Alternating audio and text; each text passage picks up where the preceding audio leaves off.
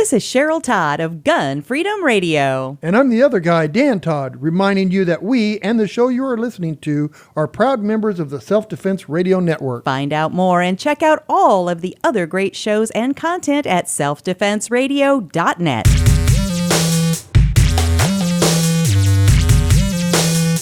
Welcome to Unload and Show Clear, the podcast about all things IDPA.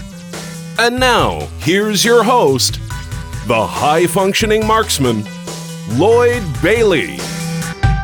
Welcome to another episode of Unload and Show Clear. This is a podcast about the men and women who compete in IDPA, International Defensive Pistol Association. Now, I've been attending IDPA matches since 2011, and over the years, I've met some really amazing people thanks to this sport. Ignore all the colorful jerseys and the sponsor logos, and underneath you're going to find everyday men and women who volunteer their time and their effort and spend their hard-earned dollars on travel, match fees, and gear to make this sport great. And today you're going to meet another one of these awesome people. But first, I want to thank today's sponsor. Before we get started, let me tell you about GlockTriggers.com. Love them or hate them, the one thing you know about Glock pistols is that they are reliable. Out of the box, to the range, absolutely reliable. It's what makes them so popular with competitors, law enforcement, military, and responsible armed citizens. But one of the drawbacks is that stock trigger. Well, Jeff Wilson and the folks at Glock Triggers asked themselves, how do we make them better while maintaining reliability? Using stock parts as their foundation, they've refined the interaction of the metal parts to give you smoother take-up, a cleaner break, and reduced overtravel without sacrificing safety or reliability. Recommended and used by people like Bob Vogel, Travis Haley, and Ken Hackathorn, Glock Triggers custom trigger kits come with a lifetime warranty and a 30-day satisfaction guarantee. Visit them today at GlockTriggers.com and check out the Edge, the Vogel, the Skimmer, the Guardian, and the Hackathorn trigger systems. Use the promo code from this podcast, USC20, and save 20% off of your entire order. GlockTriggers.com. The highest quality drop-in trigger system for your Glock. Our special guest today, joining us by phone, is Chris Tessier from Dunbarton, New Hampshire. Chris, welcome to the show. Thanks, Lloyd. Pleasure to be here. So tell us a little about yourself and what do you do for a living there in Dunbarton? I work for a financial company doing financial analytics and reporting for their high net worth products. All right. Native of New Hampshire? Yep, born and raised in Manchester, New Hampshire. I spent a little time in Vermont as I guess what the proper term these days is a tween. Went back to New Hampshire and left for the military for a while and came back to New Hampshire. All right, what branch? I served in the Marine Corps, and then when I finished my tours of duty in the Marine Corps, I missed being around military people so much that I joined the New Hampshire Air National Guard. Well, thank you for your service. I appreciate it. My pleasure, and you're welcome. So where did the interest in guns come from? Were you introduced to them in the military, or did you grow up around them as a kid? No, I grew up around them as a kid, definitely. I think I was firing a .357 Magnum with my dad when I was 8. Oh, wow. We started off with 22s probably when I was 6. And he was like, "Okay, you've got the basic concepts. I'm here to make sure nothing goes wrong. Let you play with the with the bigger items." And so we did. Where did the introduction to competitive shooting come from? I was actually working for a friend of mine, helping him out in a small gun store that he opened in a local town. And a customer came in and mentioned it one day, and then a friend of mine who I'd just become friends with mentioned that he was going to be busy on a Saturday shooting something called IDPA, and I really didn't understand what it was, and he gave me an explanation. And so when I saw that customer come back in the store, he was sort of a regular. I asked him about it, and he said, "Well, it happens that I'm involved in the program at the local club, and if you want to come out and check it out, I can show you the ropes." And so that's how I got started. Do you remember that first trip to the range for your first IDPA local match? Did you get to shoot, and what was it like? What do you remember of that day? I remember being extremely nervous that I would do something that would either embarrass myself or be unsafe. And I thought, geez, if I can just make it through this day, with all these experienced shooters watching me and not do either of those two things, it will have been a success. And I think that's a natural feeling for a lot of new shooters. Yes. Leave with the same number of holes you arrived with, right? Absolutely. And leave with your dignity intact. So what transpired after that? Were you instantly hooked, or did it take some time, some more exposure before you really jumped into it? As it turns out, I think I was instantly hooked. I just didn't know it. So I started shooting with a couple of local guys.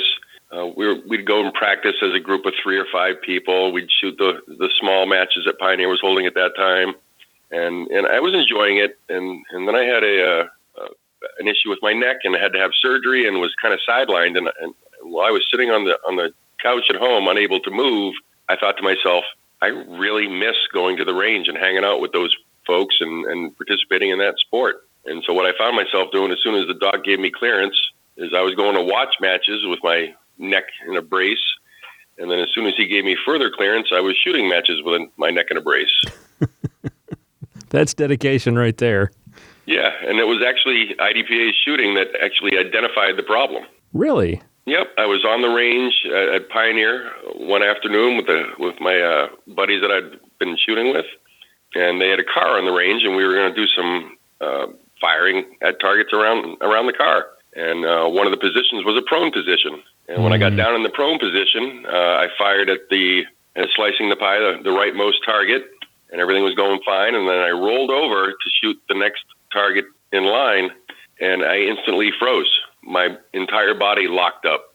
Oh! I had a bulging disc that had compressed my spinal cord and literally could not move anything below my neck. And so I said to my friend, I'm unable to move. I can't take my finger off the trigger, nothing. Oh. And he was a safety officer, knew exactly what to do. He took control of the firearm, made the firearm safe, and I asked him if he could just roll me over back to my belly. And when he did that, the pressure was relieved off my spinal cord. My entire body felt that feeling that you get, that pins and needles feeling you get when your arm falls asleep. Mm-hmm. And the feeling started to come back everywhere, and I could get up and walk like a normal person again, at which time I went directly to the hospital. Right. Good heavens. Wow. That's some... Well, that... It was a life-changing experience when you walk into the hospital and they say, you were one trip and fall or one fender bender away from being paralyzed. We need to do surgery today. Holy cow. So what happened how quickly after that? I guess they immediately recommended surgery and talk about the recovery and getting back into the game. Sure. When I went there and they said surgery same day, I wasn't able to process that. And I said, I need to go talk to my wife. I need to go digest this information. So I think surgery was 4 days later. And then I was pretty much incapacitated for about 6 weeks of no moving. I couldn't actually move. And then about 6 weeks of wearing a stabilizing neck brace, and maybe another 6 weeks of no running, jumping, or anything like that. And then I was back in the game. Wow. That is amazing. Was once you were back on the range, was there a time, how long did it take you to sort of get back up to speed, or was there a little bit of, what was that first, trip back to the range, the first match like after the surgery when you were cleared to go back and actually shoot? I had surgery and missed a large portion of the 2018 season, but not like that, not that invasive, not that important a surgery. What was it like going back and knowing that something you did in the middle of a match revealed that injury, and now you're back at a match again? What was that like? I was very tentative, I would say, but the good news was this happened sort of at the beginning of my IDPA career. So my getting back up to speed didn't take long because I wasn't that fast to begin with. All right. So how long before you dove back in and started shooting sanction matches? soon as I could. So I think the surgery happened in May of 2012, and I shot matches probably at the end of the summer of 2012, probably towards August and September. Didn't shoot any major matches. It was all just local stuff. Right. But it definitely got me back in the game, made me feel good, continued my relationships that I'd established, and I was hooked and ready for the winter to come and go so I could get back out in the range and get back to it in 2013. What was the first sanctioned match that you participated in? It was at Pioneer Sportsman's Club in Dunbarton, New Hampshire, at the Live Free or Die match, which I think you've heard about. Yep. And that was kind of the revival match for the New Hampshire State IDPA match, and sort of the crowning achievement of Ken Lambert, who revived the IDPA program at Pioneer. What do you remember of that day? I remember John Wolf being the craziest person I had ever met with his stage designs. He created a haunted house, and I'm fortunate to say that I was able to assist in that creation. And the haunted house was just unbelievably detailed. It was a challenging stage, but the window dressing that you put on the stage, that he put on that stage, was just beyond anything I'd ever seen on a shooting range. I mean, it looked more like a haunted house movie set, or something, haunted house you might go to at Halloween with your children. And John went so far. One thing that sticks out, he took one of his polo shirts, his white polo shirts, and he brought a shotgun to the range, and he set the polo shirt up on an IDPA target, and he fired a bunch of shots at it. Oh. And then he took some costume blood and made little blood stains where the holes were, and he wore that shirt during the match. And that's where my friendship with John Wolf started. I realized pretty quick that he was a good guy, and someone to work with on being creative and stage designs and adding that realism. Well, talk a little bit about that. You've been involved with that match since meeting John that year. Talk about the evolution of that match and the work that goes into creating it, because like you say, that we've talked about this match on the show before, and it's universally beloved, and we've probably had 5 or 6 people who have raved about this match. I might be a bit biased, but I'm certainly proud of the match, and I think it's probably one of the better matches that is in this area anyhow. But basically, as often happens in this sport, Ken Lambert, who was running the program in 2013, had other demands to adhere to in terms of work commitment, and had to step aside. And he kind of put the balloon out that he needed someone to replace him, and John stepped up. And when he did, he came to me and said, I need an assistant. I need someone that's going to go out and take care of building the stages and handling the staff and that sort of stuff. And I said, okay, I don't like to be the front man anyways. I pretty much prefer to hang in the background, be in the shadows, and just get stuff done. And so that partnership started in 2014, and the amount of work that goes into that match is just astonishing to anybody that's never put on a match of that magnitude. We work for months. We come to my house, I have a workshop, we start building props months ahead of time, start getting them ready, and then as we get closer to the match, keep that activity going. We have working parties. We've had as many as 20 or 30 people here painting stuff and constructing walls and cars and whatever else that we need to be built for the stage. And then for a week solid, we start on a Friday afternoon, a week before the match starts, and it's all hands. Right. Everybody that can be there is there on the ranges, moving stuff around, setting them up, putting the finishing touches on all the window dressing. And we do that for 4 days straight. And then we've got match days, which are just a blast. I get a lot of enjoyment out of watching other people enjoy the work that goes into that match.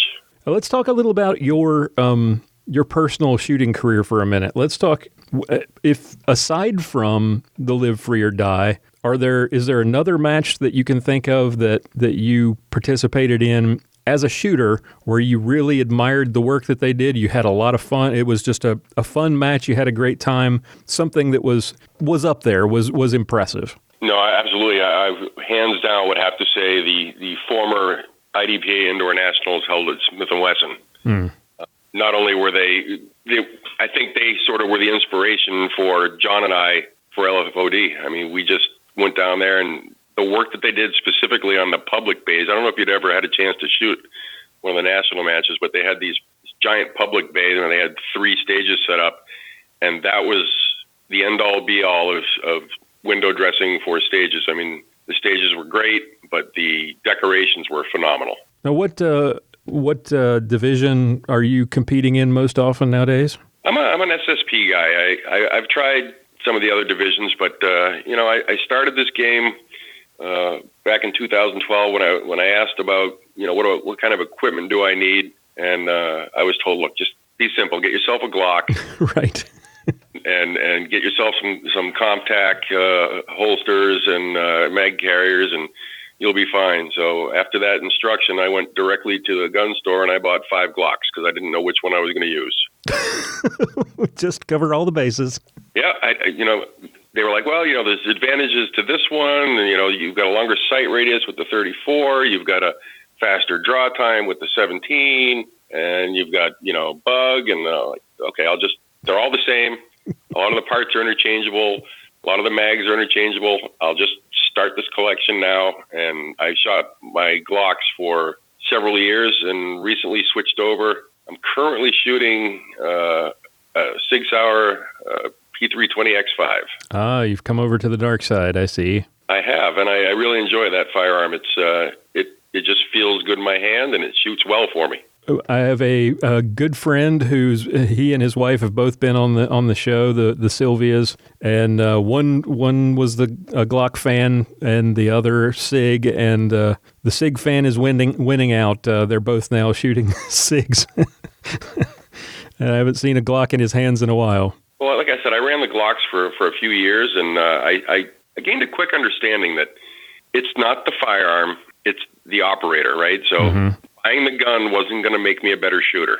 Right. I had a perfectly well-functioning firearm in a Glock 34, and so I basically told myself, I'm not purchasing another handgun, period, until I progress enough to make expert. And then I'll consider buying a new firearm, and it may be another Glock, which I already had most of them.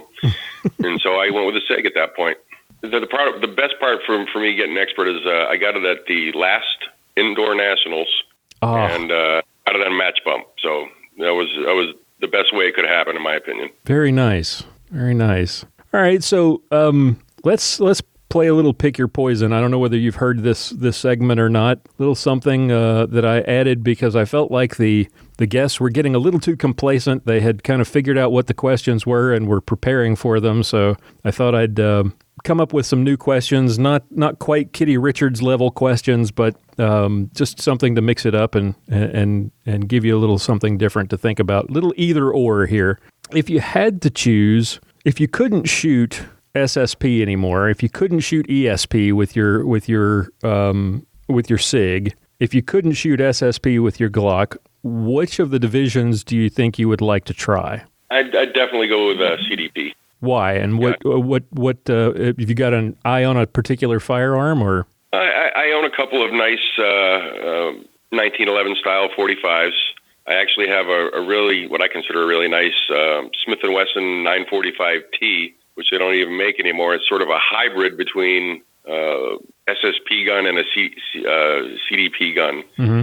It's just a fantastic firearm, and I've run it in Steel Challenge a few times and have really enjoyed firing that firearm. So if I had to make a switch, I'd probably go in that direction. All right. If you got to choose and you had a standard stage at a major match, would you rather shoot it first stage of the match or last stage? That's a good question. I think it would depend on the match, right?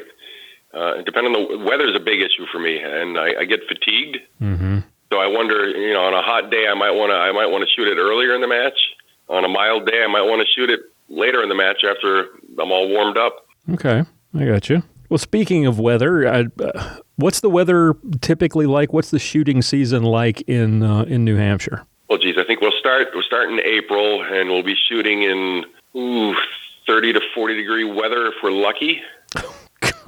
And then we'll progress all the way through the summer, and we'll hit 70% humidity and 90 degrees, and then we'll go back down the other side and into October for Live Free or Die, and we'll be back it could be in the 50s at that point, and it runs the gamut from sunshine to snow.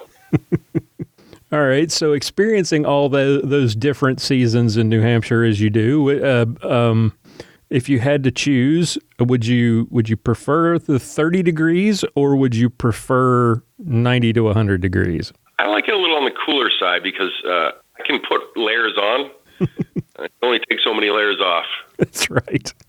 And there's at least one garment you got to wear. Right, and it seems like you just have to carry more gear with you when it's hot, right? You need to carry, a cooler with ice and stuff to keep your food cold and whatnot.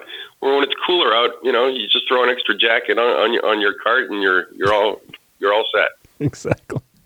All right, I've been trying to think of some sort of stage scenario questions just to kind of feel out people's mental processes when they're facing a particular stage design. We've probably all seen these stages where you come to a position, you can shoot steel, and that activates a moving target, but there's a paper target that you could engage before the disappearing moving target, right? And usually the SO will say, "Well, nobody's tried it, but I guess you could." How do you gauge that in deciding whether or not to take that chance? Because that's like all or nothing. A lot of people will play it safe, even if the mover or the disappearing target is really slow. I'm one of those people. I don't trust myself enough to to try that shot. One of my teammates will be like, "Hold my beer." I will do that every time. What's your mental calculus when it comes to facing a situation like that? I just approach it as what is going to be the most efficient way. If I can make it happen where I can get the paper, I'll give it a try. And sometimes I crash and burn, and sometimes I'm successful. And it has to round counts come into play. Like, okay, if I fire and I miss and I got to go back, I'm going to have to deal with a round count issue. Mm-hmm. But more often than not, I'd say I'm willing to try. And the basic premise in my shooting is this isn't life or death. This is fun. Right. And I should do what's fun. Gotcha. The worst that can happen is you're 10 down, and so what, right? It's not like the guy is shooting back at you. Look, I come to the realization a long time ago. I'm going to really enjoy what I do when I'm on the range and I'm having a great day shooting. Mm-hmm. I'm never going to win a match. And so I can afford to gamble, and what is that going to do? Maybe change me from 30th place to 45th. Right.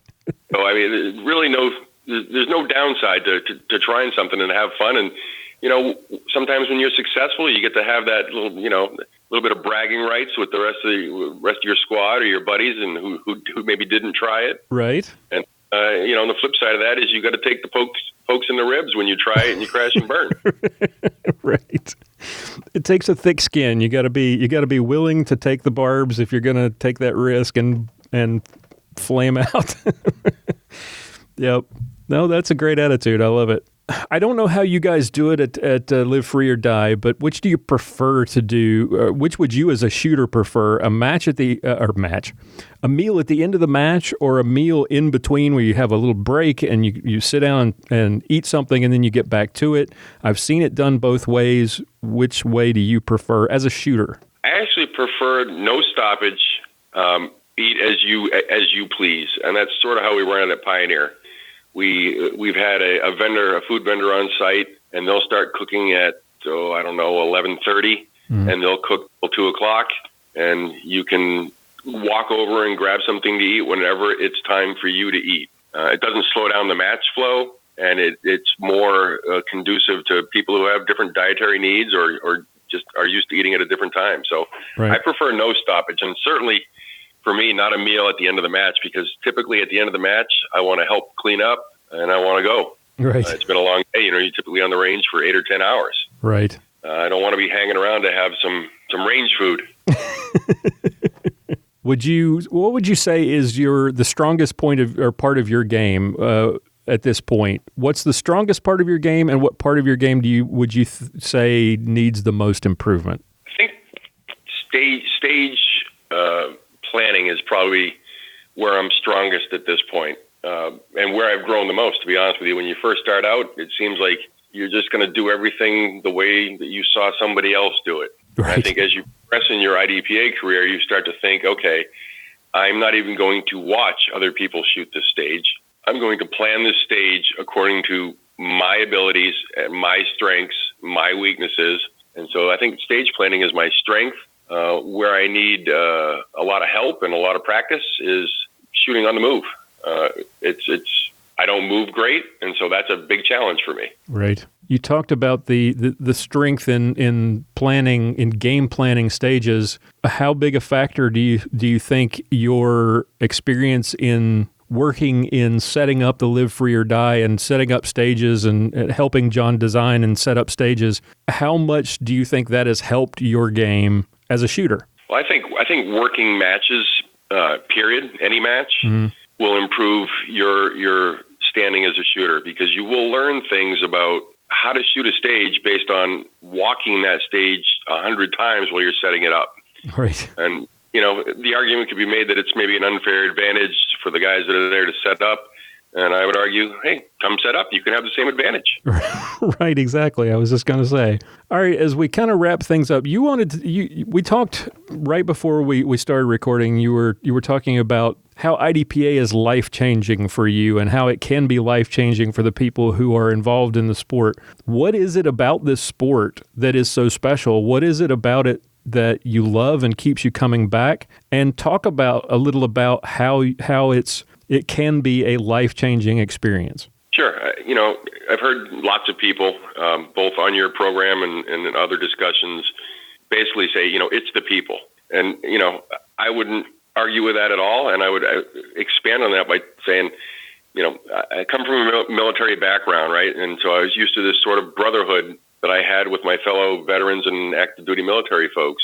And when that ended for me, that brotherhood and that sense of camaraderie was lacking. And the only other place that I've come close to that level is in IDPA. I mean, I've made very good friends through IDPA. I've certainly had a lot of fun with acquaintance level people that I just see at matches. I look forward to seeing them once a year, twice a year. So you're in a community that's like-minded. They're respectful. They're engaging. They're welcoming. I mean, there's really no downside to the people in IDPA. Right. And that in itself can be life-changing. But, we've talked about John Wolf, and he's just one example. I've now been friends with John since 2012. We roomed together several times. He's stayed at my home. We've become really good friends, and we can count on each other, and we can talk plainly with each other, and we can poke each other in the ribs occasionally, and we have a great time. Another way for myself that IDPA was life-changing in 2015, let me back up one step. At an local IDPA match, I was still fairly new. I met a gentleman who I later came to know as Major Justin Fitch, and he was quite the character on the range, and we got to talking, and I realized, he realized I was a veteran. I realized he was still serving on active duty, and we got to talking about PTSD and veteran suicide. And Justin was a gentleman who actually put a gun in his mouth at one point and had his finger on the trigger and thought about applying, 3.5 pounds of pressure and succumbing to his invisible wounds of war. Mm-hmm. And fortunately, he did not. And when I met him, he was 30 years old. He was still serving in the Army, and he had dedicated his life to spreading the message about veteran suicide, PTSD, and all the challenges that go along with that condition for veterans and military families. And if I'm being honest, at that point, when we were talking, I found myself sort of feeling ashamed.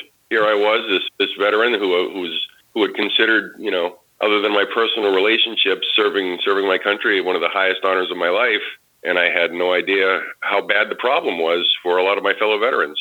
Mm. And so I left the range that day, and I just started thinking, geez, I got to do something. And I was motivated, but I just wasn't there yet. And then I got to talking to somebody else who knew Justin, and they basically told me that Justin at age 30 had been diagnosed with stage 4 cancer. And he was still going out and doing ruck march, 26-mile. He was ruck marching the Boston Marathon route with a pack weighing upwards of 22 pounds to raise awareness and funds for a charity called Active Heroes. And I was like, wow, I mean, that's dedication. And here I am just thinking about doing something. So at that point, I started interacting with Justin, and we became friends, and I started doing some of the ruck marches with him, helping out with that activity. And then as Justin got more and more ill, he continued to do ruck marches. And when he passed away, I just said, I'm not going to stop. I basically made a promise. And so we started a program called Aiming for Zero. And IDPA was the sport that helped launch that. And so Aiming for Zero is basically, we're aiming for zero veteran suicide. At the 2015 Indoor Nationals, I had this idea. I went down there. I brought some shirts with me that had some information about veteran suicide. And I asked, hey, on my stage that I'm working here for you, do you think I could pawn some of these shirts and raise some money? And they were like, yep, you can do that. And I said, okay. And I'd like to talk to you about something else too. I'd like IDPA to get behind this. And so I asked for a meeting with Tom Yost. I'm not sure if you're familiar with Tom. He ran the Indoor Nationals for a long time. And I met with Joyce Wilson at the Indoor Nationals in 2015. And I made this proposal, and IDPA said, absolutely, we're on board. And they jumped in with both feet with us. We kicked off that program in 2015. It's been going pretty strong since. And for me, it's become the passion. I mean, I am passionate about shooting, but not even close to what I feel like I have to do in terms of helping my fellow veterans and their families. And so I think at this point, we raised more than $200,000. And we are in our third year of our annual Sig Sauer Aiming for Zero match, which is coming up next week. Very good. Yeah. So for me, IDPA was the catalyst, one of the catalysts that changed the course of my life in terms of what I do with my free time on a regular basis. I'm doing something positive. It's been life-changing for you in many ways, it sounds like, and God bless you for what you're doing. How can people who are interested, how can they find out more about Aiming for Zero? Sure. I mean, they go to activeheroes.org or aimingforzero.org. They can find Aiming for Zero on Facebook. They can hit me up on Facebook. They can talk to some of their fellow shooters. You'd be surprised. We're getting people all the way from Texas to come shoot this match. And it's a full disclosure. It's not a full blown IDPA match. It's a mix of IDPA, USPSA, Steel Challenge, Walls of Steel. But it was IDPA that got us started, and I'll never forget that. Awesome. And we will include links in the show notes for Active Heroes and Aiming for Zero. And Chris, thank you so much for what you're doing. I appreciate your service, but I appreciate what you're doing now even more, and God bless you for it. And thank you so much for taking time to come on the show. It's been a pleasure to get to talk to you. It's been my pleasure to speak with you, Lloyd, and I thank you for all that you're doing for the sport. I think these podcasts and these interviews with those of us that are out here playing the game have been phenomenal. All right, that's all the time we have for today. I want to thank our guest for coming on the show and our sponsors for making all of this possible. Take a moment, if you would, to check out the website, check out our show notes at unloadpodcast.com. We've got lots of interviews with more amazing guests like the one you heard today.